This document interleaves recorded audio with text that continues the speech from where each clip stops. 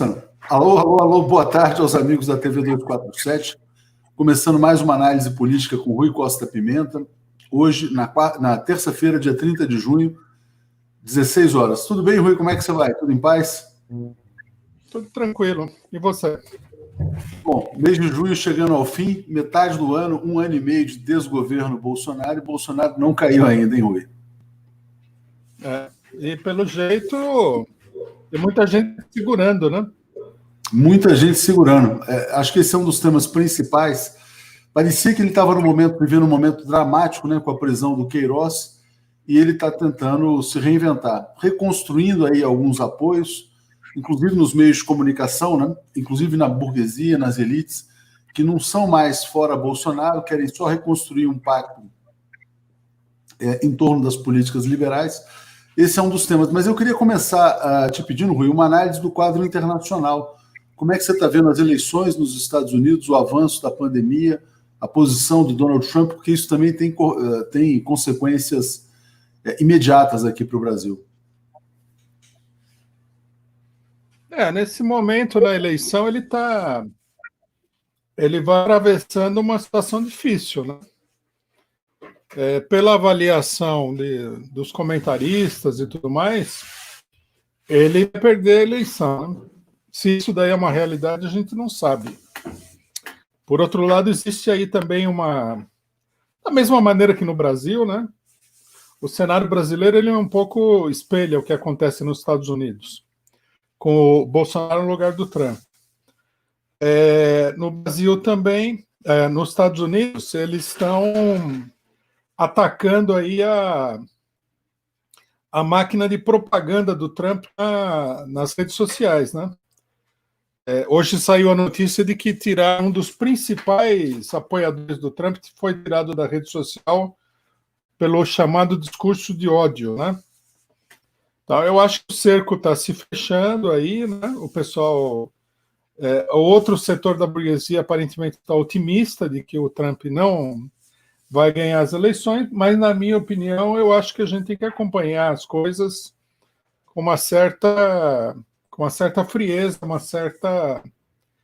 um certo distanciamento, porque não é assim tão tranquilo, não.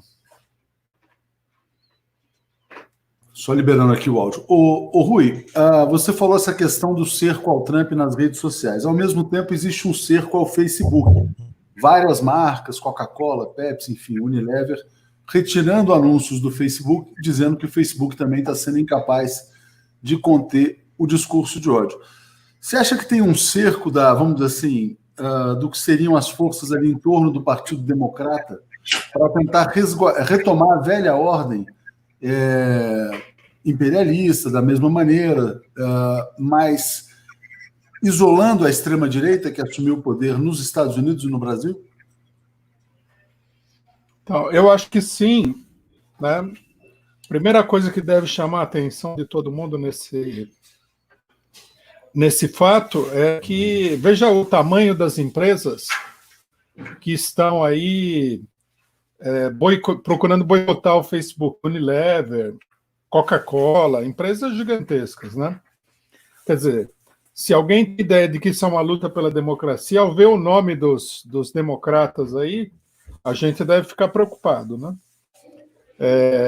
Não é uma luta pela democracia, é uma luta política, que tem como cobertura, né, a ideia da democracia. Segundo lugar, eu acho que isso é muito relevante para a discussão que nós temos que fazer sobre o Brasil, é o seguinte: se o Partido Democrático ganhar do Trump, o que é que isso vai significar numa escala geral? Vai significar uma melhoria para a maioria da população mundial e norte-americana? Não. Porque todo mundo sabe, né, que essa ala que está contra o Trump é muito mais belicosa, muito mais militarista do que o próprio Trump. Então, isso deve acender uma luz amarela aí, pelo menos, se não vermelha, para todo mundo que vê de uma maneira muito simplificada a luta contra a extrema-direita, né? Eu acho que é uma simplificação. O inimigo do Trump não é amigo de ninguém. Inclusive, eu diria que, a não ser do ponto de vista eleitoral, porque eles claudicaram feio na eleição, né? ou seja, do ponto de vista do apoio popular e tudo mais, eles são até mais perigosos do que o Trump, são mais poderosos do que o Trump, e não dá para você inocentemente falar, não, isso daí é uma vitória da democracia, são democratas e tal. Nem no Partido Democrático o pessoal considera isso. Todo mundo sabe que o Joe Biden apoiou aí a invasão do Afeganistão, do Iraque, tudo, que ele é um elemento daqueles que é favorável à agressividade imperialista no mundo todo, mais do que o Trump, inclusive. Pois é, Rui, mas a vitória do Biden alimentaria a ilusão de democracia, né? De que o mundo agora estaria saindo da extrema-direita, retomando a sua normalidade, e as coisas continuariam do mesmo jeito ou até piores, como você fala. Né? Mas do ponto de vista de imagem, né, acho que seria realmente retratado no mundo inteiro como uma vitória realmente assim, do campo democrático. Mas não se trata disso daí, não. Inclusive, a gente deve já advertir o seguinte: como esses partidos aí, eles têm uma política muito dura contra a população do próprio país e internacionalmente, eles tendem a voltar à situação anterior, que levou à derrota diante do Trump. Por que eles foram derrotados pelo Trump? Porque a política deles era uma política muito rejeitada pela população.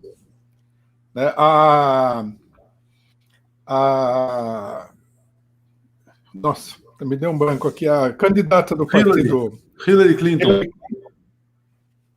Ela era vista dentro do próprio Partido Democrático como uma pessoa muito direitista, né? E, de fato, na administração, no governo do Clinton, eles fizeram uma série de coisas contra a população. Foi o Clinton que bombardeou a ex-Iugoslávia, né? Bombardeou Belgrado e tal, foi uma coisa monstruosa, em nome da defesa, né, do Kosovo, aquele negócio todo. E agora, inclusive, é interessante, os líderes do Kosovo estão sendo indiciados pela Corte Internacional de Haia porque eles promoveram uma série de atrocidades contra os sérvios naquela época, né? Quer dizer, a coisa dá uma volta. Eu acho que a vitória desse pessoal não vai deter a crise que levou à vitória do Trump, muito pelo contrário. Né? Se alguém tiver a ilusão de que isso daí coloca os Estados Unidos, ou colocaria o Brasil numa situação semelhante, no trilho da normalidade e tudo mais, do restabelecimento da democracia, o que quer que isso daí signifique, eu acho que é uma fantasia isso aí. As contradições vão se agravar, a crise vai piorar, e é possível até que apareça aí uma outra pessoa, que não é o Trump, mais elitista ainda, mais radical, para explorar, né, a política antipopular, antidemocrática, imperialista do setor fundamental da burguesia norte-americana. Rui, vamos passar aqui para os temas nacionais. E acaba de sair uma notícia importante, que é a demissão do ministro da Educação. Né, o Decotelli entregou a carta de demissão ao Bolsonaro. O Bolsonaro aceitou o pedido de demissão, ele não é mais ministro.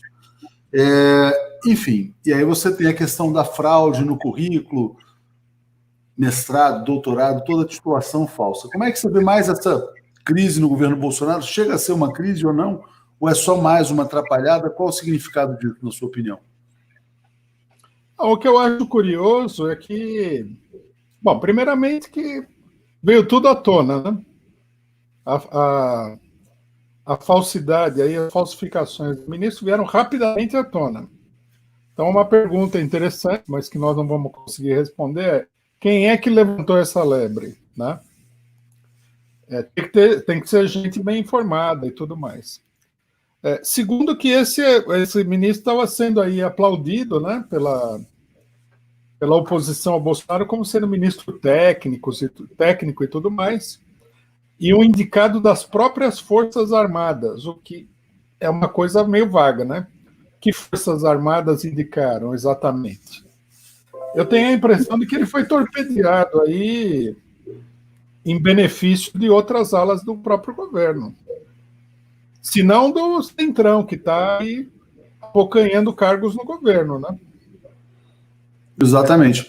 Ou dos olavistas, né? Porque, na verdade, o Weintraub era da chamada ala olavista, como as pessoas colocam, e agora eles falam que ele pode indicar um novo ministro, que seria uma mulher até chamada Ilona.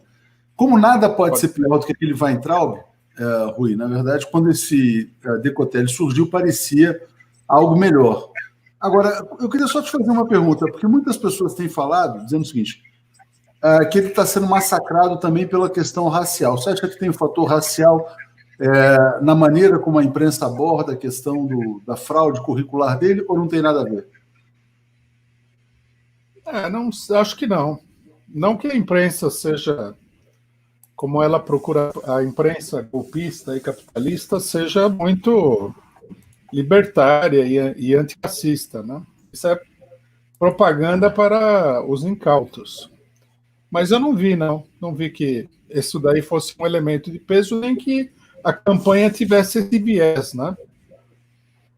Eu vi muita coisa do pessoal falando e tal. Agora, o que eu vi sim é que, por exemplo, a Globo, curiosamente, parecia muito interessada em derrubar o ministro, né? Eu não tenho informação a respeito disso. Acho que foi uma cobertura geral, todos os veículos de comunicação. Agora, Rui, então é mais um ministro que cai, e por falar em queda de ministros, hoje tinha uma notícia nos jornais de que essa chamada ala militar ou os aliados do Bolsonaro querem a demissão de mais 2 ministros. O Ricardo Salles, do Meio Ambiente, e o Ernesto Araújo, das Relações Internacionais, né? O chanceler. Antes da demissão do Weintraub, algumas pessoas diziam o seguinte, não, o Weintraub jamais será demitido porque ele é do núcleo duro, é muito estratégico para mobilizar, né, como um instrumento de agitação aí da base bolsonarista. Será que está tendo uma arrumação no governo Bolsonaro de afastar esses ministros do que chamam de ala ideológica, e esses 2 podem cair, eventualmente, para um governo mais militarizado ou mais entregue ao centrão? E aí a gente já chega. Como é que o Bolsonaro está construindo a sua sustentação, né? Seja com militares, seja com o centrão? Dá essa impressão, né? Quando você olha, dá a impressão de que a queda do Weintraub está relacionada com a tentativa digamos assim, de diminuir, né, a intensidade ideológica do governo Bolsonaro, tirando essa ala direita terraplanista, né, digamos assim. Agora, não sei, né? São coisas um pouco complexas. A gente teria que ver mais mobilização em torno disso para ver se é assim mesmo. Se é uma luta entre os olavistas e outros setores. E se essa luta for real, o que não está claro, a gente precisaria ver exatamente qual é o teor da luta, né? Por que eles estão lutando? Porque os militares não têm nada contra a ideologia do Weintraub, né? Poderia ser por um controle de danos dentro do governo. Isso aí poderia ser. O pessoal acha que a situação está feia e que esse pessoal faz uma propaganda muito negativa diante de determinados setores que poderiam apoiar o governo. Agora, eu acho assim, se o governo do Bolsonaro perder completamente a sua fisionomia ideológica, né, o Bolsonaro vai se afundar. Então, eu acho que não é tão simples assim que a coisa vai seguir esse caminho. Né? Seria uma descaracterização do Bolsonaro. Bolsonaro deixaria de ser Bolsonaro. Ele passaria a ser uma outra coisa. E perderia o apelo dessa base bolsonarista que é fiel e que garante ele no governo, que é a grande arma, a grande força do Bolsonaro. Rui, mas você não se surpreende quando essas pesquisas mostram ele ainda com 30%, mesmo depois da prisão do Queiroz? Será que ele não pode se reinventar como personagem também, buscando talvez uma base mais popular, ancorada aí nos benefícios sociais, no auxílio emergencial, no novo Bolsa Família, que eles vão chamar de Renda Brasil? Como é que você vê as possibilidades de reinvenção do personagem? Eu acho até que ele tem um plano nesse sentido, né? A gente viu aí a tentativa de exploração na inauguração da transposição do São Francisco, a gente vê ele fazendo demagogia com auxílio emergencial e tudo mais. É bem possível que o Bolsonaro tenha um plano, o Bolsonaro e os militares tenham um plano para aumentar a popularidade do governo, mas ele não poderia mudar da água para o vinho, né? Quer dizer, se transformar no Lula, por exemplo. Ele não é o Lula, ele é o Bolsonaro, ele é um elemento de extrema-direita. Ele é o homem que da arminha, né, do pessoal que quer matar bandido, etc. e tal, do defensor da ditadura, da tortura e tudo mais. Ele tem que manter isso daí, porque foi isso que garantiu o apoio social que ele teve até hoje. Então, você fala, se reinventar. Tudo bem, ele poderia mudar algumas coisas, mas mudar tudo me parece que é uma operação muito complicada e muito arriscada. Ok. Mas, enfim, de qualquer maneira, é um tema que a gente tem debatido com frequência, que é exatamente o fato dele estar perdendo um certo apoio nas elites, desapontadas aí com prisão, Queiroz, todos os escândalos, rachadinha, e ganhando um pouco mais de apoio nas camadas populares. Agora, Rui, eu queria que você falasse sobre esse movimento. Deixa eu só fechar, porque está vazando o áudio aqui enquanto eu falo. Acho que agora sim, eu vou ficar abrindo e fechando aqui. Eu queria que você falasse sobre o movimento em particular da Folha de São Paulo de tentar aglutinar o chamado centro, ou a centro-direita, ou a direita tradicional, com setores da esquerda, em torno de uma campanha em defesa da democracia, que foi lançado no último domingo pela Folha de São Paulo, que inclusive pediu que as pessoas usassem a cor amarela. O que é esse movimento? Explica para a gente, na sua visão, qual o significado disso. Eu acho que esse é o grande tema do momento, né? Eu acho que é o problema central que toda a esquerda teria que analisar, né? Nós estamos aqui diante de uma operação política que é, na minha opinião, né, em termos de objetivo, pelo menos, ela é equivalente ao que aconteceu no golpe de 2016, o que aconteceu na fraude eleitoral, essa coisa toda. Quer dizer, você tem aí um setor dos golpistas, que deram, na verdade, o setor mais importante do golpe de 2016, né? Procurando se apoderar de um movimento de tipo democrático, que seria de oposição ao Bolsonaro, que seria de oposição ao golpe de Estado. Quer dizer, é uma jogada extremamente audaciosa de transformar, né, os golpistas de 2016 em defensores da democracia e colocar as pessoas que se opuseram ao golpe de 2016 a serviço desses golpistas, né? Inclusive, a questão da cor amarela, ela é muito significativa, porque eu não sei se o pessoal da Folha não pensou, se eles têm esse nível de audácia, né? Porque o amarelo foi a cor que predominou no golpe de 2016. Agora eles querem retomar esse movimento com as mesmas cores, só que falando que é um movimento em defesa da democracia. Quer dizer, muito cinismo, muita audácia. O que eu acho que precisa ficar claro para todo mundo é que a última coisa que esse movimento tem é defesa da democracia. Não há nenhum aspecto, nem remotamente, nem vagamente, de defesa da democracia. O que nós temos aqui é um movimento que levou o Bolsonaro ao poder, se propõe, sustentou o Bolsonaro até hoje. Uma parte desse movimento está ingressando no governo Bolsonaro e eles pretendem manter o Bolsonaro pelo menos até 2022, onde, segundo eles, vigoraria aí um voto democrático contra o Bolsonaro, que, vamos falar que é verdade, diante do quadro partidário e político eleitoral brasileiro, isso aí não tem muita sustentação. Poderia muito facilmente acabar numa nova vitória do Bolsonaro, se não em coisa pior, tá? Esse movimento não é para prevenir nenhum golpe do Bolsonaro, isso é uma fantasia, uma manipulação, e o pessoal, e eles querem, né, colocar todo mundo a serviço deles numa operação que seria o seguinte: recuperar aquilo que eles perderam com a sua própria política de golpe de Estado em 2016, né? E depois com a fraude nas eleições de 2018. Quer dizer, recuperar o seu espaço político. Uma coisa que é muito importante, que a gente precisa dizer sobre isso, é o seguinte, né?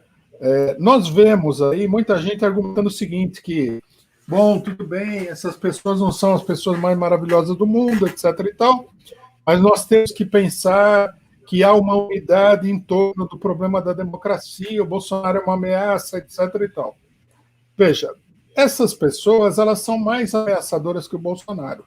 É preciso dizer isso daí, né? O Bolsonaro é um movimento de extrema-direita declarado que surgiu no marco da campanha do golpe de Estado de 2016. O Bolsonaro existia de antes, ele foi deputado federal durante mais de quase 3 décadas, nunca conseguiu nada, né?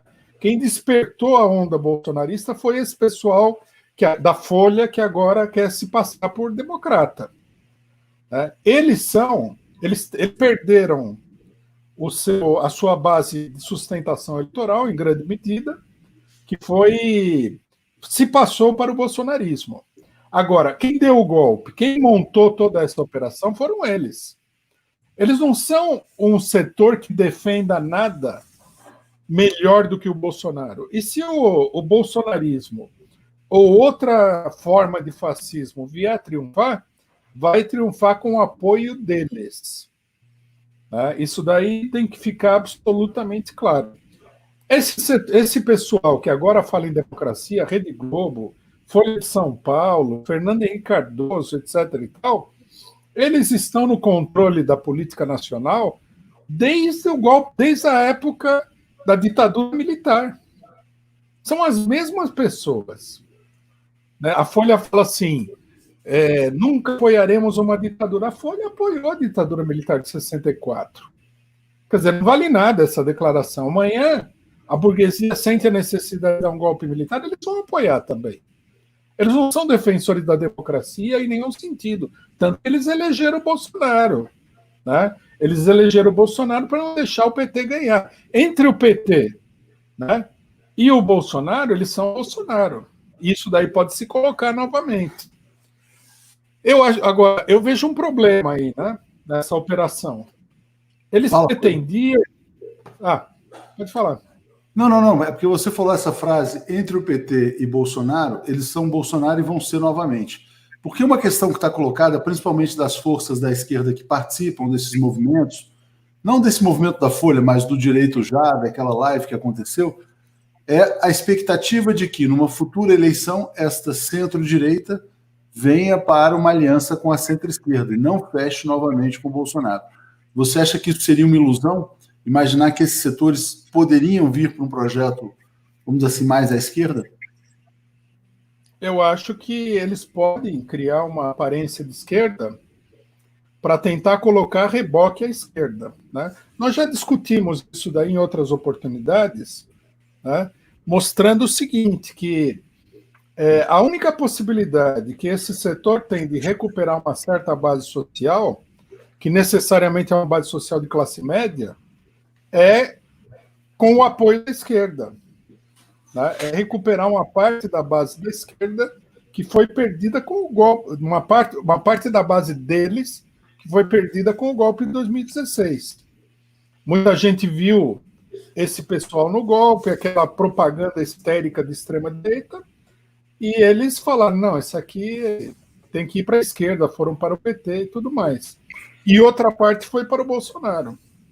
Então, eu acho assim, eles poderiam, sim, fazer uma aliança com a esquerda, mas essa aliança com a esquerda significaria apenas que a esquerda daria a eles um apoio para eles fazerem um governo de direita. Nem mais, nem menos. Agora, o grande debate qual que é? Que todo mundo fala, né?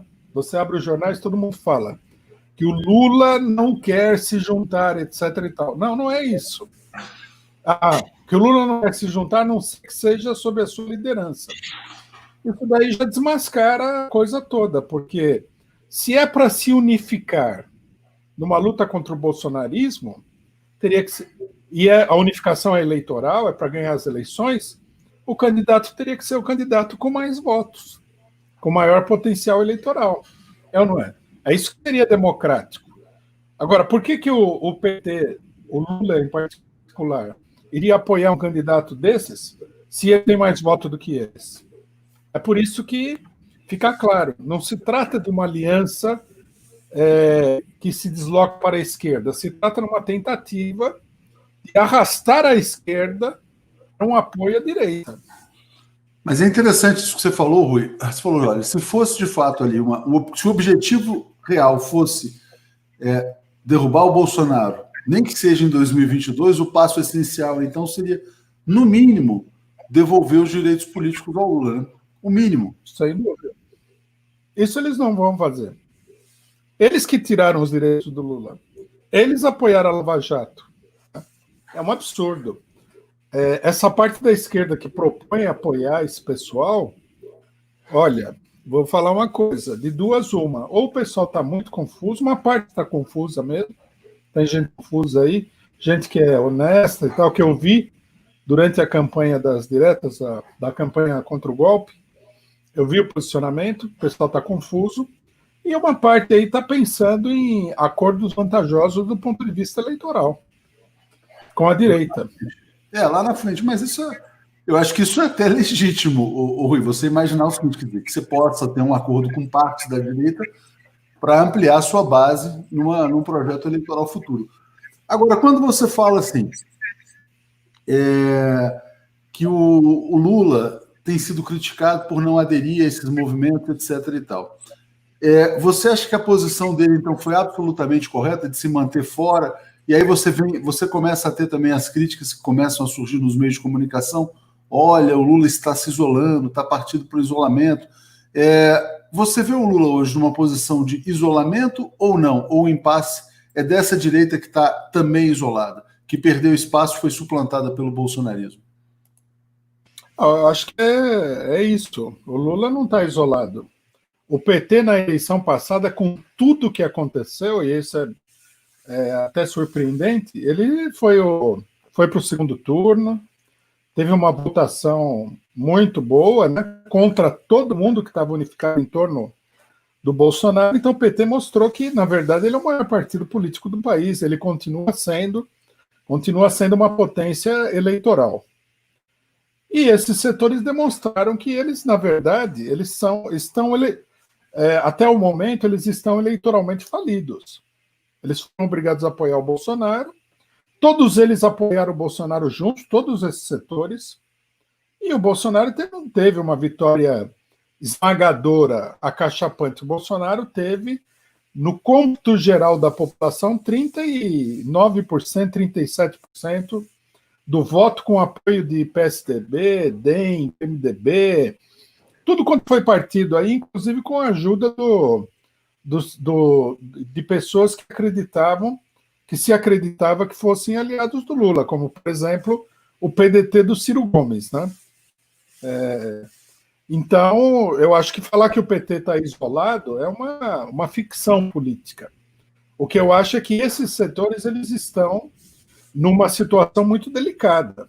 Eles estão numa situação delicada. E eles precisam do PT para poder se reerguer. Se eles não conseguirem se reerguer, o bolsonarismo ele vai aprofundar sua posição política. E na eventualidade de que aconteça isso, quer dizer, eles não conseguem atrair o PT para essa arapuca. O PT se lança como candidato com seu candidato na eleição de 2020, mesmo que não seja o Lula, né? E como eles não concordam com o governo com grande influência do próprio Lula, eles teriam que lançar um terceiro candidato. Agora, se saírem, se a burguesia, né, essa burguesia, lançar um candidato e se empenhar, ela vai dividir as forças de direita. Tá? E ela vai acabar facilitando a vitória do PT. Diante da vitória do PT, eles vão apoiar o Bolsonaro. Diante da eventualidade de que a situação se desloque à esquerda, eles apoiariam, inclusive, um golpe militar. Ninguém pode duvidar disso daí. É uma coisa escancarada. Eles apoiaram o golpe agora, né? Estão tentando dar esse cavalo de pau na situação aqui, em cima de pessoas que viram a Lava Jato, o golpe de 2016, a prisão do Lula, a fraude eleitoral. É muita cara de pau. Ô Rui, mas na sua opinião, por que ainda preferem o Bolsonaro amordaçado do que uma solução como o Mourão? Por que essas forças ainda estão com o Bolsonaro até 2022? Olha, eu acho que o que acontece no governo Bolsonaro, militares incluídos, a pessoa que tem maior apoio popular é o Bolsonaro.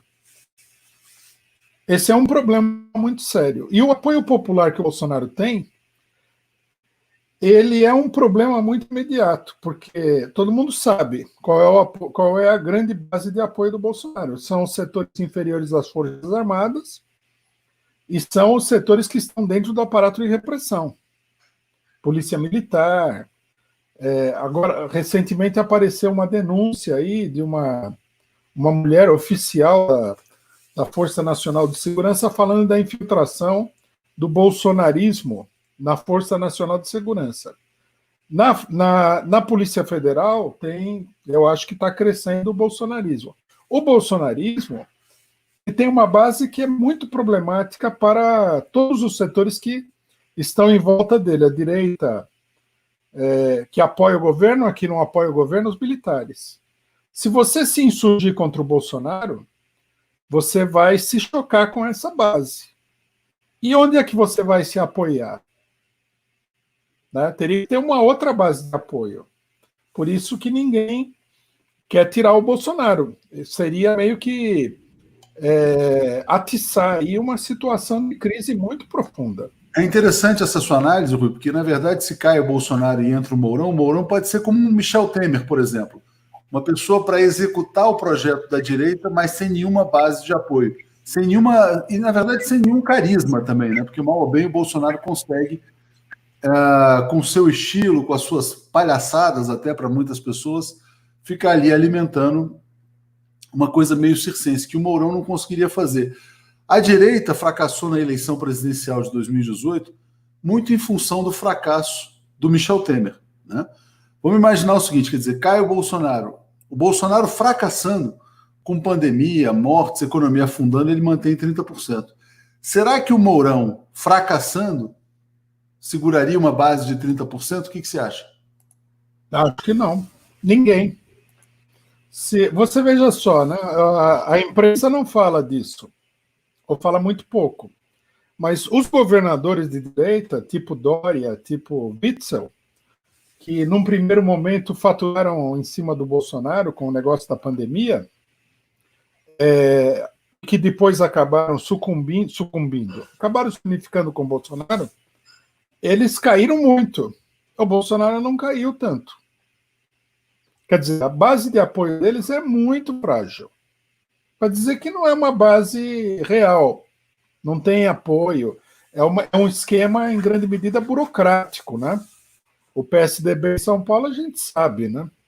É um esquema burocrático, não é nenhum apoio popular, nada. Então a gente vê aí um Dória, um Witzel, Mourão, alguém do DEM, etc. e tal, não se aguenta nessa situação de crise que está aí. E tem mais, né? A crise econômica, ela mal mostrou o rosto até agora. É a partir de agora que a coisa vai pegar fundo. Vai começar a ter um efeito de reação social muito profundo. A gente vê que essa greve, por exemplo, um primeiro sintoma da crise, é essa greve dos entregadores de aplicativo, que é um movimento muito grande. Como tomou conta dessa gente, que até ontem todo mundo falava que o pessoal era despolitizado, iludido, que não sei o que lá. Agora tem um movimento grevista de caráter nacional, que todo mundo está observando, ninguém quer bater de frente com eles, porque, lógico, né? É uma categoria profissional muito grande essa dos entregadores. E na pandemia, mais ainda eles adquiriram uma importância funcional, social bastante grande. Então, quer dizer, diante da crise que vem aí, os políticos burgueses e tudo mais, eles não têm com que se segurar. A manobra da democracia é uma tentativa de criar uma base de apoio. Agora, é uma farsa total, é uma completa farsa. Esse negócio do amarelo, inclusive, é um escárnio, né? Vamos falar um pouquinho mais do amarelo?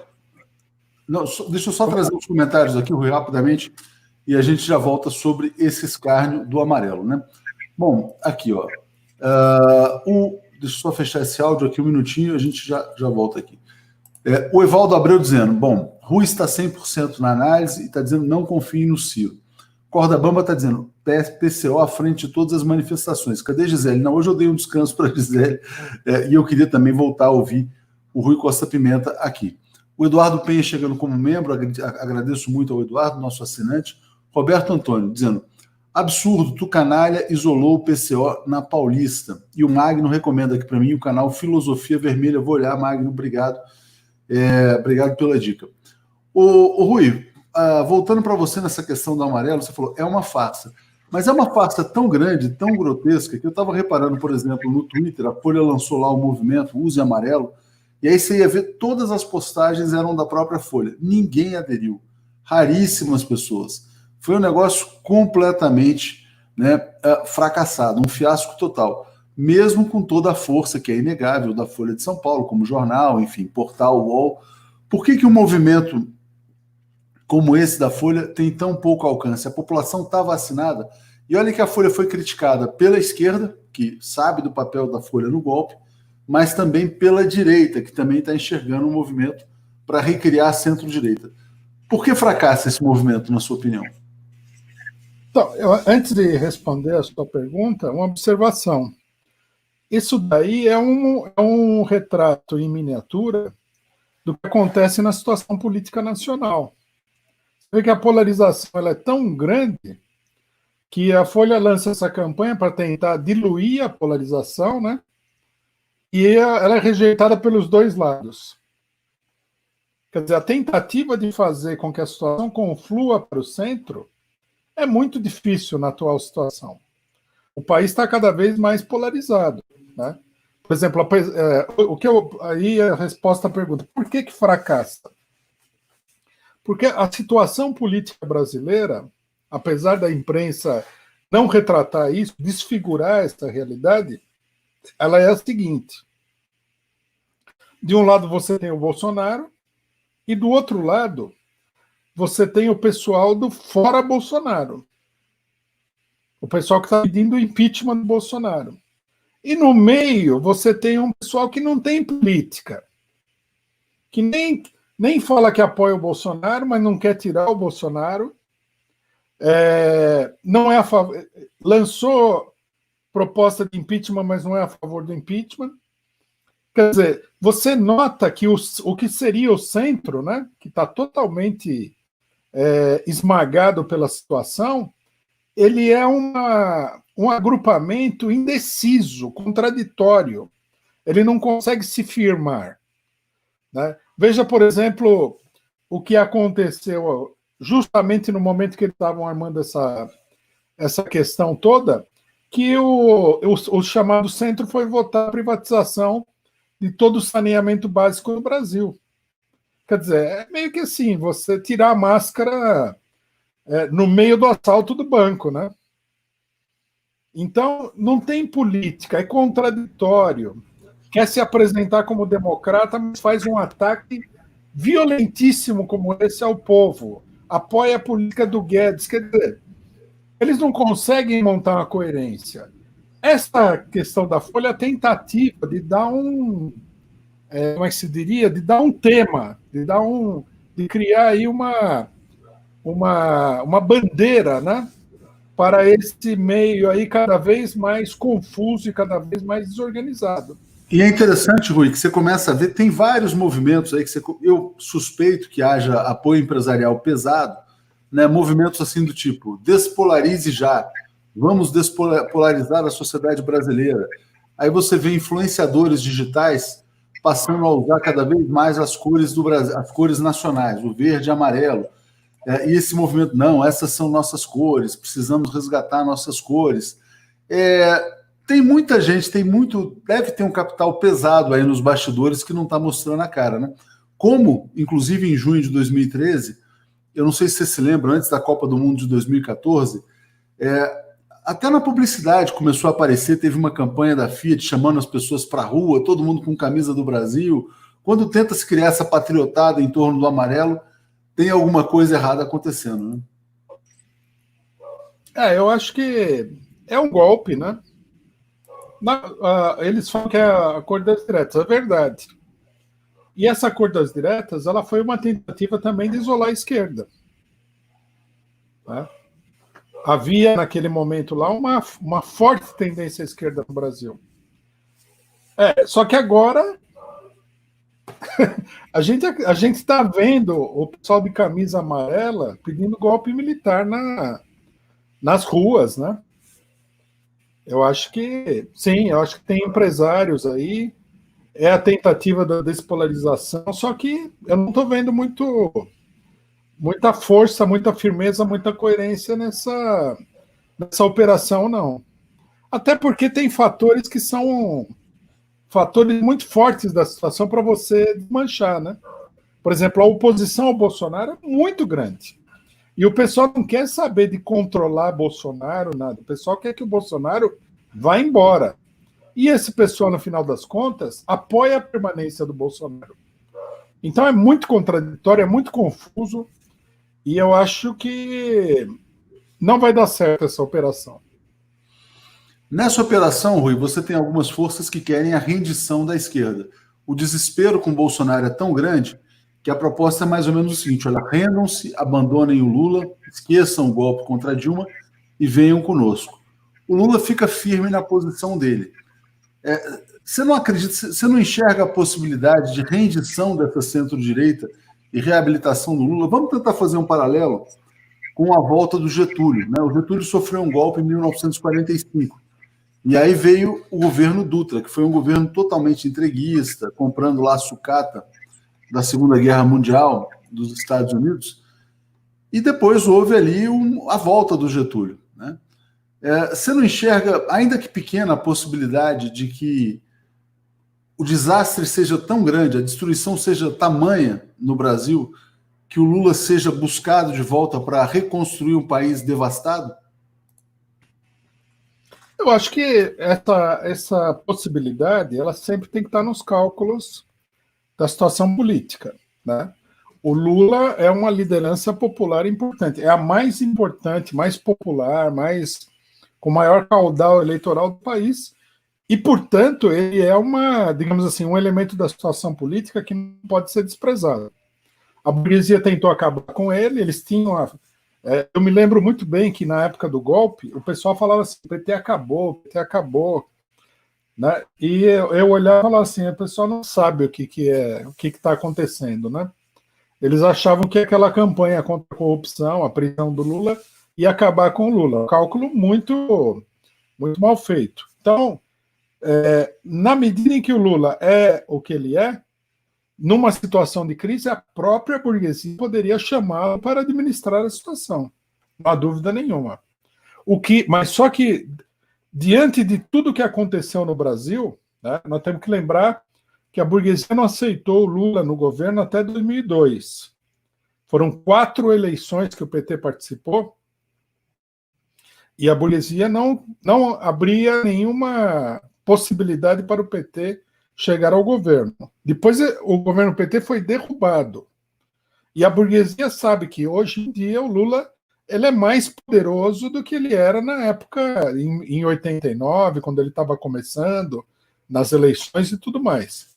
Então, quer dizer, a crise precisaria ser uma crise de muito grande envergadura para o pessoal aceitar o Lula. No momento, o que a gente vê é o esforço continuado, e essa campanha do Amarelo faz parte disso daí, digamos assim, é uma nova etapa disso, para tirar o Lula da situação política.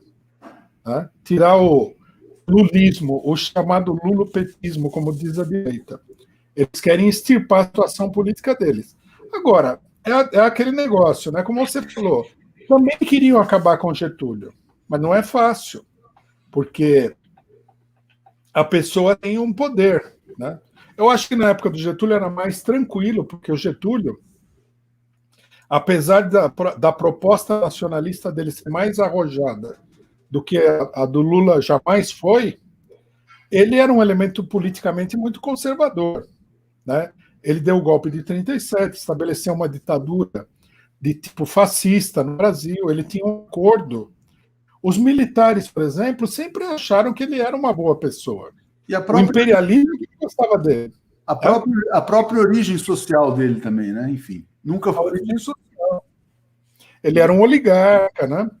Ele era um elemento conservador. Quer dizer, dentro do sistema político brasileiro da época, só a direita pró-imperialista era que era contra o Getúlio Vargas. O Lula não é assim. O Lula não estabeleceu, não deu nenhum golpe, não reprimiu ninguém, não fez governo fascista, nada. Pelo contrário, os governos do PT, dentro do marco institucional brasileiro, que é muito antidemocrático, foram os mais democráticos que a gente já teve aqui em muitas décadas. Então, eu acho que a burguesia olha com muita desconfiança. As Forças Armadas não confiam nele, não querem ele, né? Os grandes capitalistas não querem ele, o imperialismo, então, olha ele com horror, e eu acho que isso daí dificulta muito. Mas, mesmo assim, eu não descartaria, numa situação muito crítica, que o Lula voltasse. Mas não é a tendência do momento. A maré do momento está toda contra ele do ponto de vista da burguesia. Que ou tenta reconstruir o seu campo político ou vai de Bolsonaro novamente, pelo que você fala. O Rui, tem uma pergunta aqui fora de pauta, eu vou trazer, que está aqui nos comentários, dizendo: Rui, o que fazer com os clubes de tiro bolsonaristas? Eu sei que você defende uma posição diferente em relação a essa questão do armamento, mas como é que você vê essa questão dos clubes de tiro no Brasil? Eu acho que é normal, com tudo que aconteceu, é um bom negócio. Tem muita procura, inclusive. Né? Eu já vi isso, já fui ver isso daí, do clube de tiro. É muito procurado, é um bom negócio no Brasil hoje. Não acho que esses clubes de tiro, particularmente, são uma engrenagem do sistema bolsonarista.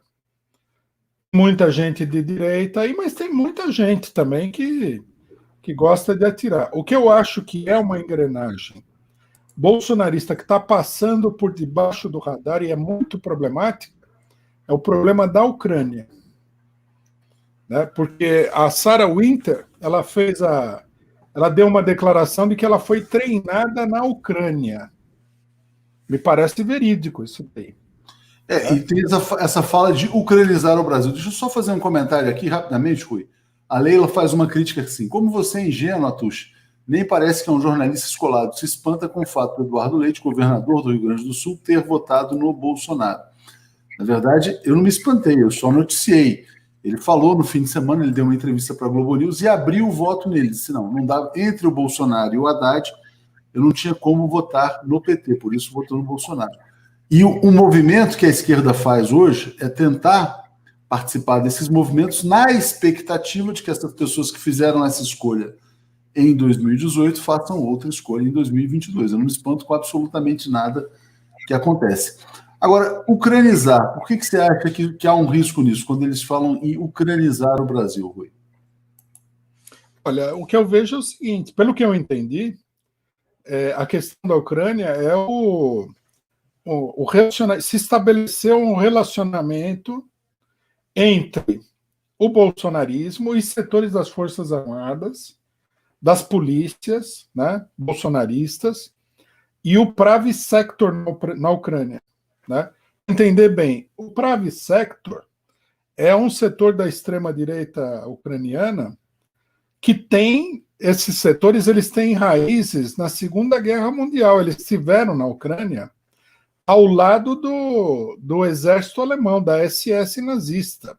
Eles participaram do extermínio de centenas de milhares, se não milhões de ucranianos, né, naquela época.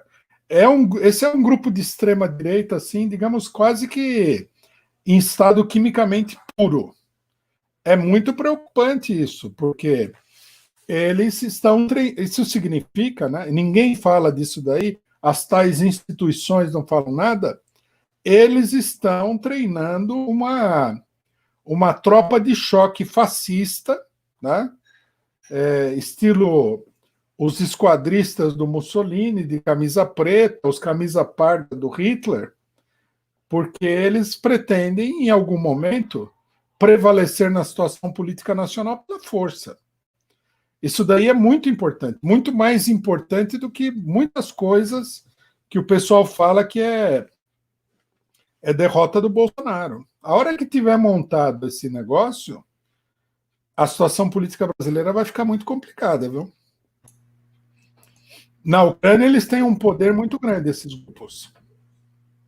Outra coisa, o Private Sector, ele vem sendo, os grupos, né, o Svoboda, o Private Sector e tudo mais, eles vêm sendo financiados pelo imperialismo norte-americano há décadas, como sendo uma arma contra a antiga União Soviética.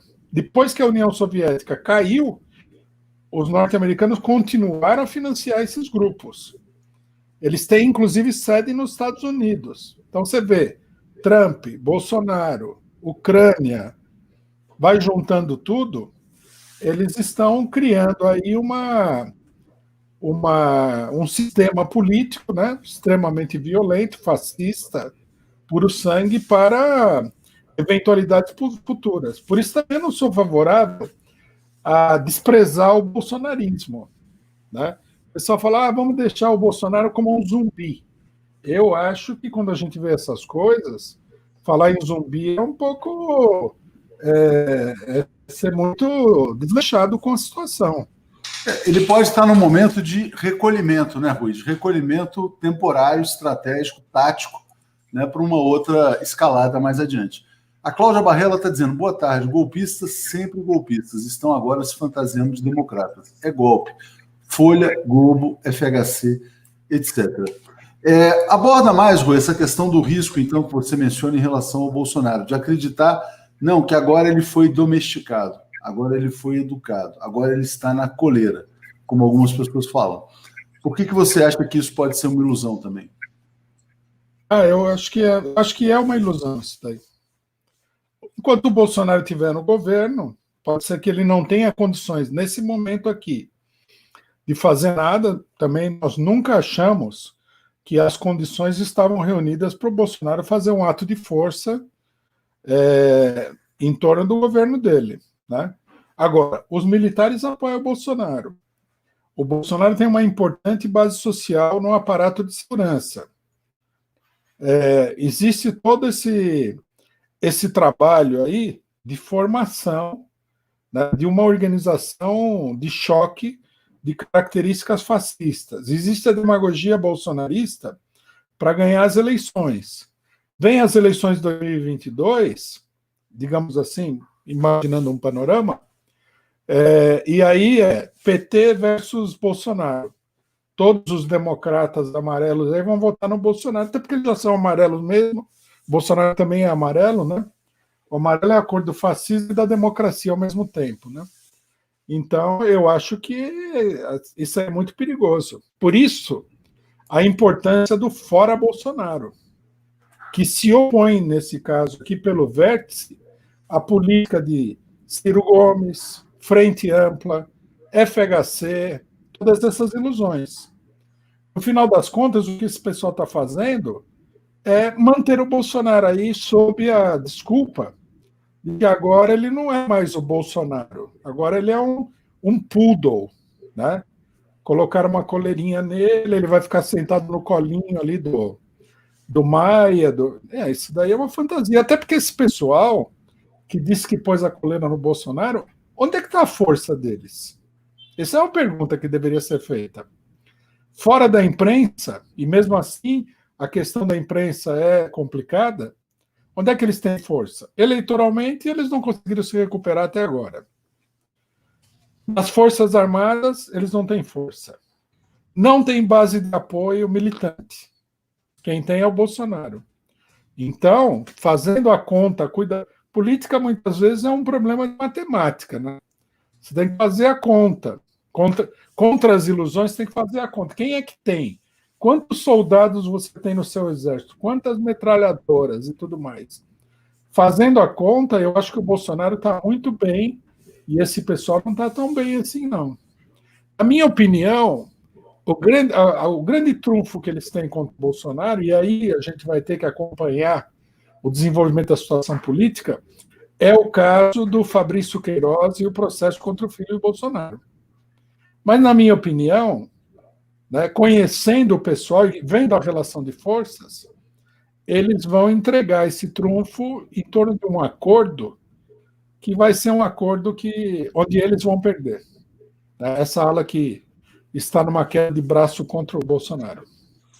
Como assim, Rui? Como é que seria esse acordo? Porque, na verdade, assim, o Flávio Bolsonaro teria passado para o foro especial, agora o Celso de Mello é relator, isso pode voltar lá para o juiz em primeira instância, o Flávio Bolsonaro seria denunciado, eles podem tentar arrancar uma delação desse Fabrício Queiroz, do advogado, do Vacef, mas mesmo assim, mesmo com o que está acontecendo, o Bolsonaro continua mantendo a sua base de apoio. No limite, ele poderia até jogar o filho ao mar, dizer, olha, veja bem, isso é um problema dele, não sabia, tal, aquela coisa, e manter uma base fanática, né? Como é que seria um eventual acordo, só para a gente entender? O acordo poderia, inclusive, ser como você acabou de falar. Ele se livra do filho, né? É possível, uma das possibilidades com o negócio do Weintraub é que seja parte de um acordo, né? Vamos tirar os elementos mais estranhos, né? Mais escandalosos do governo e tal. E aí o pessoal livra o Bolsonaro e mantém o Bolsonaro aí, até porque todo mundo já declarou que quer que o Bolsonaro fique, né? Então, num certo sentido, o acordo já está feito. Se eles levarem o processo do Queiroz até as últimas consequências, esse processo vai desaguar diretamente no fora Bolsonaro. Então, eu acho que ele não vai até as últimas consequências por causa disso, porque o pessoal, todo mundo declarou que não é favorável à saída do Bolsonaro. Quer dizer, vão chegar num acerto. E aí começa a se costurar o acordo. Hoje tem uma outra notícia, não só o Weintraub, tem um outro irmão dele, um outro Weintraub no governo, que também seria despachado para os Estados Unidos, que também é um outro agitador aí dessa base radical do bolsonarismo.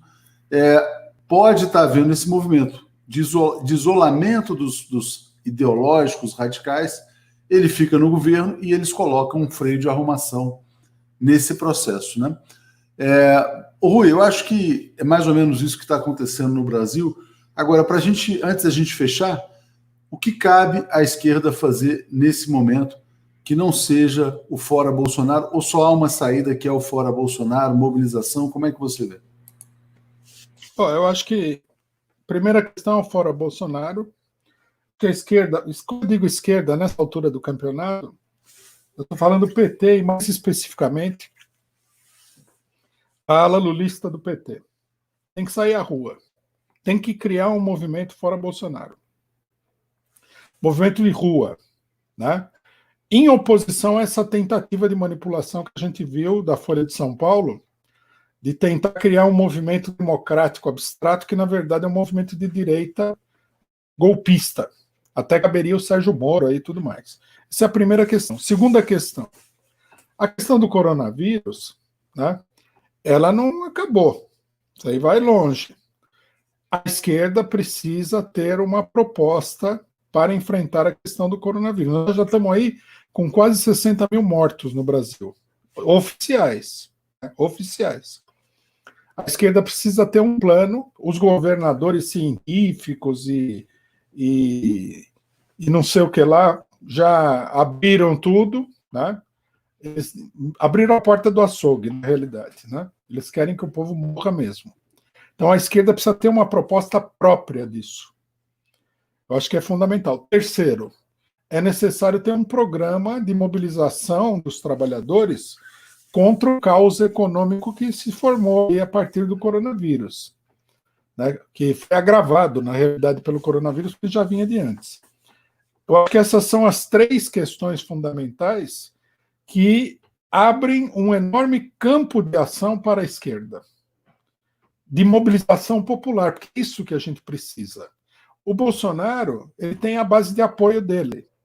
Então, nós que nos opomos ao Bolsonaro, aquele setor da esquerda que se opõe ao Bolsonaro, tem que mobilizar a sua base. Nós temos que criar um movimento amplo.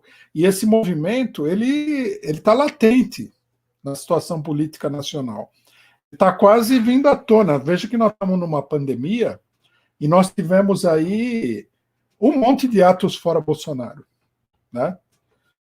E uma questão chave aqui que precisa ser considerada, mas eu acho que está se formando um consenso, é que tem que haver uma completa independência dessa chamada frente ampla, né? O que o PT falou é verdade. Não é a favor do impeachment, não tem acordo. Não vamos criar um acordo por cima para salvar o Bolsonaro. Então, eu acho que isso daí essa questão, ela tem que ser debatida, aprofundada e tudo mais. Para mim, parece que é muito claro, né, o caminho da esquerda. O pessoal precisa tomar uma decisão aí de não ficar na dependência da pressão, de acordos, disso e daquilo, e botar a caravana para andar, botar o trem para andar aí. Estava fechado aqui. Fechou novamente. Seguindo o que vocês têm feito, que é já convocar essas manifestações de rua toda semana, né? Toda semana. Temos feito toda semana, temos enfrentado aí um outro problema, mas, de um modo geral, o que eu vejo nas ruas é que é uma forte tendência a se desenvolver esse movimento. Há muito apoio. O que foi esse problema aqui, Rui? Só para a gente fechar, relatado aqui num comentário de vocês com o PSDB no domingo, o que teve? Não, o problema é o seguinte, né? Rapidamente, os atos estavam sendo feitos, atos de confronto com a extrema-direita na Paulista, né? Aí o Boulos, que nem é favorável a fazer ato de rua, apareceu e desfez esse confronto, levou o ato para o Largo da Batata, depois fez um acordo para que os fascistas fizessem ato numa semana e outra. E aí, um cidadão... na verdade, eles acabaram com essa mobilização das torcidas e tudo mais. Tem um cidadão aí que é da turma do Boulos, que é um tal de Pássaro, que é um candidato do PSOL, que ele quer ser dono da manifestação, não quer que a esquerda leve bandeira vermelha, etc. e tal. O que, na realidade, mostra que eles estão fazendo esse jogo aí do amarelo, né? No ato passado, eles levaram faixa amarela, etc. e tal. Mas isso daí, no final das contas, é um fracasso, essa tentativa de conter a esquerda. Não vai acontecer. O Boulos contesta frontalmente essa sua acusação aí, só para pontuar aqui. Eu não vi isso aí dele, não. Gostaria de ver. Não, mas enfim, ele contesta, ele fala que, enfim, vocês aí estão extrapolando nessa crítica ao PSOL. Mas, enfim, mas aí é uma outra discussão, mas é porque alguém colocou alguma coisa do PSDB e não do PSOL, só para... Isso que me pareceu pouco claro, porque tinha manifestação do PSDB de amarelo lá na Paulista? O que aconteceu? Parecia uma manifestação, parecia uma manifestação do PSDB.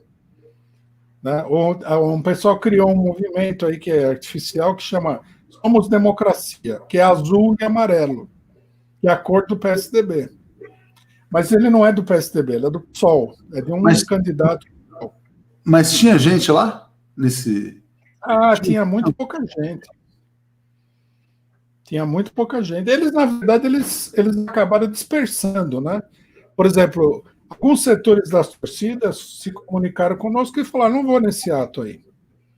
O ato é uma farsa, é um ato de tipo eleitoral, e o pessoal parou de ir. Gente que tinha ido nos outros atos.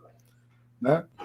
Nós, inclusive, nós estamos cogitando, no próximo domingo, dia 12, né? A Frente Brasil Popular chamou uma manifestação. Então, nós estamos na expectativa de que aí o movimento seja retomado de uma maneira mais ampla. Né? Esse que foi o problema. Não era o PSDB. era um movimento que tem as cores do PSDB. Na minha opinião, é um movimento que está vinculado aí, é o cidadão do PSOL, mas ele está vinculado a essa proposta do amarelo aí, do direito já, da frente ampla e tudo mais. Ok. Maravilha. Muita gente aqui te elogiando aqui, Rui, dizendo que você tem muita lucidez, né? E aí, na semana que vem, a gente volta. O que você está programando aí para fazer nesses próximos dias como transmissão? Análise política que você faz no sábado, mas tem alguma coisa adicional ou não? Todas as sextas-feiras eu faço uma análise internacional, às 2 horas. Tem análise política no sábado e eu tenho também um programa chamado Marxismo, onde eu pego questões teóricas e históricas, que é na segunda-feira, à 1h da tarde. Legal. Fechando aqui, então, com o comentário da Leila, dizendo concordo inteiramente com o Rui Costa Pimenta. Obrigado, Rui, mais uma vez. Até a próxima. E a gente vai se falando. Não caiam nessa farsa do amarelo. Obrigado, gente. Valeu. Um abraço. Obrigado.